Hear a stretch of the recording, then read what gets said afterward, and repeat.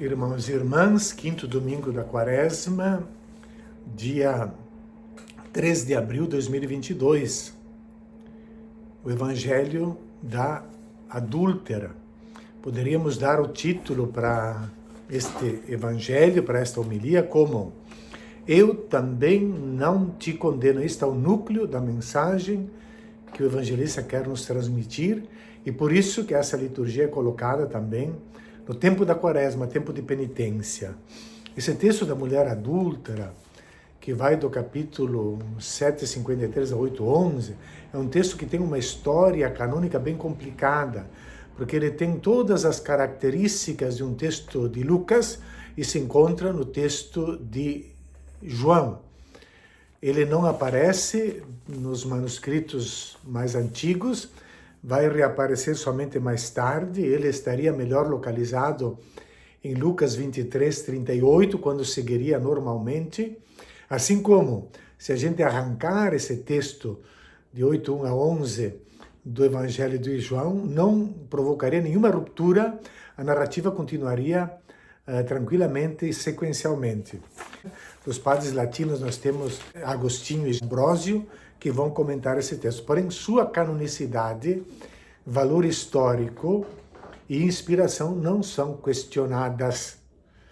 Os escribas e fariseus, nesse texto, não estão preocupados com o pecado do adultério, não estão preocupados com a lei de Deus, mas estão preocupados em pegar Jesus em alguma coisa para poder condená-lo. E esta é a finalidade. Nós devemos deixar um hábito de pensar que o perdão que Jesus deu foi porque a mulher, depois daquele vexame, estava certamente arrependida e recebeu a absolvição. Não.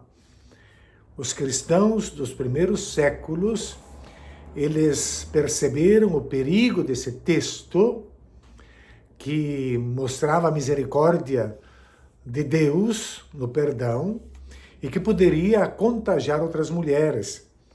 Santo Agostinho ele comenta rapidamente dizendo que os fiéis de pouca fé ou contrários à fé, inimigos da fé, temiam que esse texto em que Jesus acolhe a pecadora pudesse servir de exemplo para as suas mulheres. O que realmente incomoda os escribas fariseus, como todas as religiões, é um Deus misericordioso. Eu também não te condeno. Isto incomoda, irrita. Nos primeiros séculos da Igreja, houve um grande aumento no número de fiéis, mas não houve um crescimento na qualidade dos fiéis. Entrou a discussão tão forte naquele tempo se era possível, depois do batismo, receber o perdão dos pecados. O batismo perdoava os pecados, depois não se podia mais pecar, pecados graves. Daí, como havia uma vida pouco disciplinada, a necessidade de uma pastoral penitencial muito rígida. Então vieram os elencos dos pecados, os três maiores são a apostasia, renegar a fé, o adultério, que é o caso deste evangelho, e derramamento de sangue, homicídio. E veja que eles colocam os rabinos, o adultério tão grave, ou mais grave, do que o próprio homicídio. A prática penitencial, ela deveria ser rígida, mas não poderia ser um motivo para condenar simplesmente as pessoas que pecaram. Havia na igreja também, como o Papa Cornélio, aqueles que defendiam uma prática penitencial mais de acordo com o Evangelho. E Papa Cornélio, por isso, é acusado de ser antipapa ou de ser um impostor. No século IV surgiu também uma obra, que não se sabe bem quem é o autor, as Constituições Apostólicas, onde se recomendava aos bispos e presbíteros de terem um pouco mais de misericórdia, de acolherem os pecadores, como Jesus acolheu esta pecadora, o que mostra uma rigidez muito grande com relação ao perdão dos pecados. Também o texto do final do século II, que explicita essa problemática, é o Pastor de Hermas. Ele apresenta uma pastoral para poder recuperar aqueles que pecaram gravemente depois do batismo. Era como se eles pudessem receber um segundo batismo, obtido depois de longas e duras penitências de anos, mortificações, jejum, abstinência, orações. Só depois disso poderiam ser readmitidos como reconciliados com a igreja. Essa prática, porém, ou essa penitência podia ser feita uma só vez na vida, nada mais. Então é claro que esse texto da mulher adúltera causava grande irritação e raiva nos escribas e fariseus e nos rigoristas. Dentro dessa fila está também Hipólito de Roma, que viam na misericórdia de Deus um problema grave. O texto então vai desaparecer, porque ele tira o fundamento desse rigorismo e vai reaparecer no terceiro século, no capítulo 8 de João, e também, como a gente vai ver no século V, ele vai estar na tradução que São Jerônimo faz, a famosa Vulgata. O texto é cheio de simbologia, por isso diz: Jesus foi para o Monte das Oliveiras de madrugada, voltou de novo ao templo. Todo o povo se reuniu em volta dele, sentando-se e começou a ensiná-los. É claro que aqui o Monte das Oliveiras é 60 metros mais alto que a esplanada do templo. Também tem a porta virada para o lado oriental, para o Monte das Oliveiras. Do Monte das Oliveiras, esse está a oriente do templo, é de onde vem o sol. E Jesus, ele vem do Monte das Oliveiras como de madrugada, antes do sol nascer, é ele a nova luz de Deus, essa luz que vinha para iluminar o pórtico de Salomão, na porta oriental, onde ali nas cercanias existiam 2 tribunais de 23 juízes que julgavam todas as causas que apelavam a um tribunal superior àquele das sinagogas. Era esta luz de Deus que saía pela boca, pelas sentenças ou pelos conselhos dos juízes. Ali perto havia também o tribunal do Sinédrio, 71 membros, presidido sempre pelo sumo sacerdote, que no tempo de Jesus era Caifás.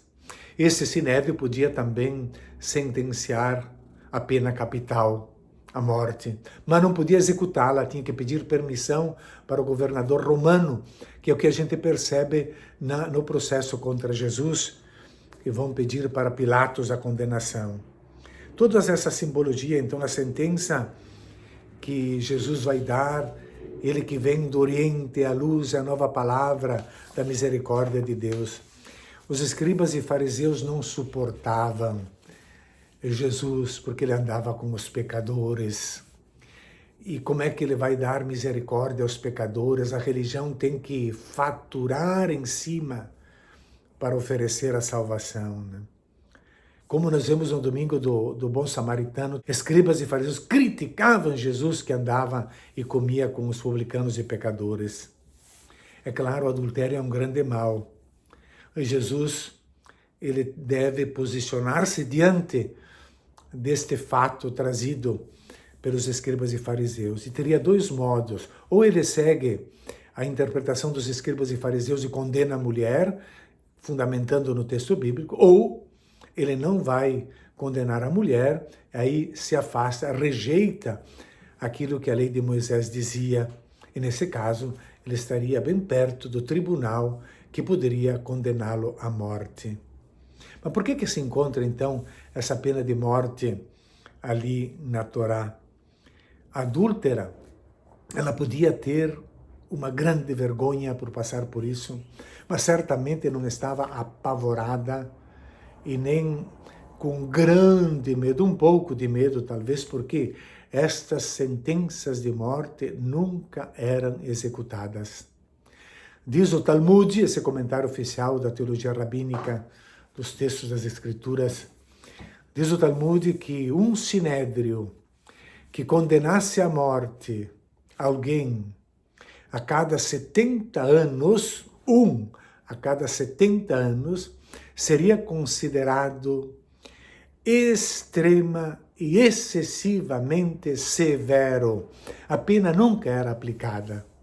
Mas o que eles querem, não estão preocupados com a pecadora, com o adultério. O que eles querem é pegar Jesus numa palavra contra a Sagrada Escritura para poder condená-lo. Não suportam um Deus misericordioso. Por que está a pena de morte? Para acentuar a gravidade do pecado.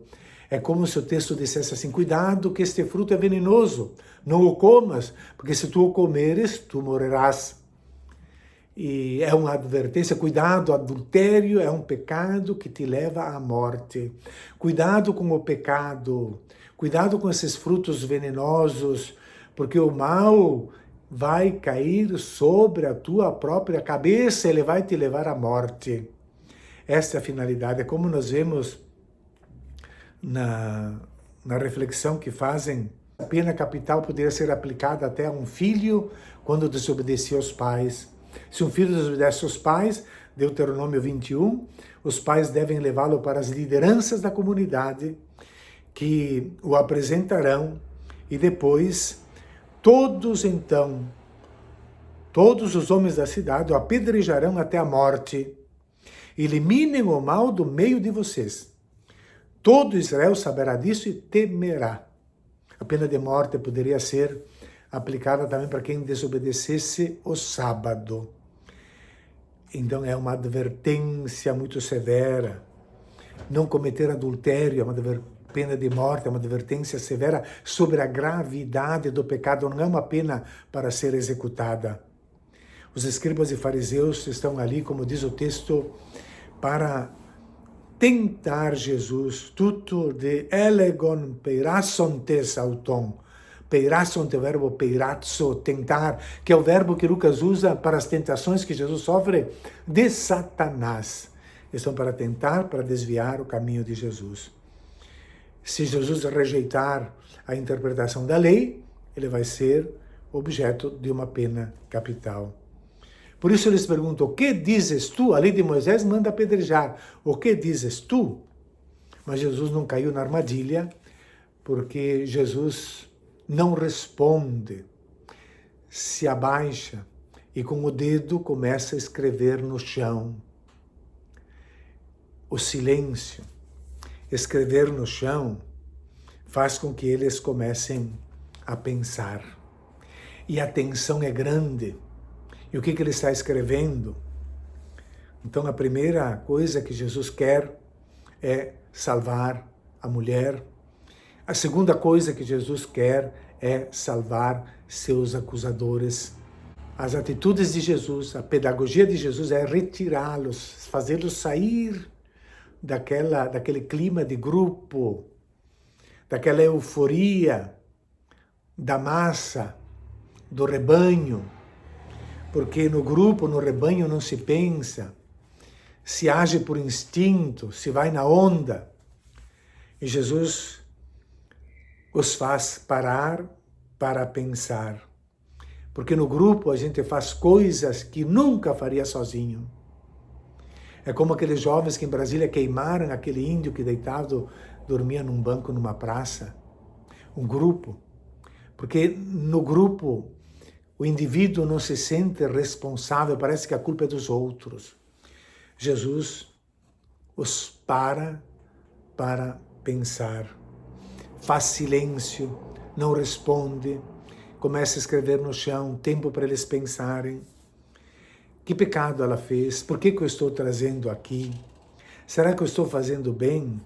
Quais são os motivos de fundo que me levam? Eu quero ajudá-la a recuperar a vida ou estou aqui para prejudicá-la ainda mais? Pensa. E essa acusação que tu faz contra ela não poderia cair sobre ti também? Se tu pensar profundamente nos motivos que te levam, tu descobrirás alguma coisa que pode te envergonhar. Não te escondas atrás do rebanho. Quer apedrejar, apedreja, mas individualmente, um de cada vez. E como eles persistem em interrogá-lo, o verbo é epemenon, erotontes auton, eles então ficavam em cima, epimeno, epi sobre meno, permanecer sobre, ficavam em cima de Jesus para obrigá-lo a responder. Então Jesus levanta os olhos, porque quem está embaixo, como servo, levanta os olhos e responde: quem dentre vós não tiver pecado, atire a primeira pedra. É o método para dissolver o rebanho. Individualmente assuma a tua responsabilidade. E foram saindo. A solução do mal não é a morte do pecador, eliminar o pecador. Cuidado, porque se é esta a solução, tu também podes ser eliminado. Qual é a mensagem para nós hoje? Claro que nós, como rebanho, certamente não chegamos a derramar o sangue de ninguém, mas nós temos muitas vezes lançado pedras com a nossa língua. Publicamos os erros, mas estamos seguros que estamos ajudando aquela pessoa? E não poderíamos também nós nos colocarmos em situação para sermos atirados na condenação capital? Notícias picantes servem para ajudar a pessoa ou somente para te dar um prazer patológico que depois te deixa o amaro na boca? Quem dentre vós não tiver pecado, atire a primeira pedra. E escrevia no chão. O que significa se escrever no chão? São Jerônimo diz que escrevia os pecados dos homens que acusavam. Mas Jesus não quer humilhar ninguém. Esse escrever com o dedo que escreve no chão, não estamos na areia, estamos no pavimento, no pórtico de pedra. O dedo que escreve sobre a pedra lembra Êxodo 31, o dedo de Deus que escreveu a lei nas 2 tábuas e entregou-as a Moisés. É o dedo de Deus que está escrevendo, é o dedo de Deus que está falando, que está se pronunciando nesse momento ali. Esse é o significado. Além do mais, o profeta Jeremias também diz que a lei de Deus não vai ser mais escrita em tábuas de pedra, mas no coração humano. Cuidado que esse coração pode se tornar pedra também, né? Então aqui nós podemos tirar algumas conclusões práticas para nós hoje. Ninguém te condenou, eu também não te condeno. Podes ir e de agora em diante não peques mais. Primeiro, não inventemos arrependimentos ou conversões como motivo para Jesus absolver. Com os pecadores arrependidos, os fariseus também tinham muita compreensão. Segundo, a mensagem aqui é que Jesus quer fazer uma distinção entre pecado e pecador. É claro que Jesus não aprova o pecado, mas Deus quer salvar o pecador. O adultério não é um pecado leve para ser perdoado facilmente, claro, é um pecado grave, equivalente ou pior que o homicídio, segundo os rabinos, mas esse pecado já destrói aquele que o praticou, já destruiu sua família, já atingiu seu marido, já açoitou os filhos. Jesus, ele não tem uma moral flácida, não é laxo na moral, ele é exigente. Se tu, Sermão da Montanha, se desejares a mulher no teu coração, já cometeste adultério, ele é exigente, não é brincadeira esse pecado. Pecar porque o pecado é o veneno que te leva à morte. Mas se pecar, eu te perdoo. Isso que ninguém suporta, nem as religiões hoje, nem os fariseus e escribas daquele tempo. Não se faz justiça castigando e ameaçando e matando, se faz justiça ajudando. E cuidado, porque os pregadores moralistas projetam suas maldades patológicas em Deus para apontar o dedo nos outros. Sexto, Um dia Jesus será levado também diante do Sinédrio, que vai ouvir essa sentença. Segundo esta lei, ele deve morrer. Segundo esta lei, essa mulher deve ser perdoada. Cuidado, tu também estás sob essa lei.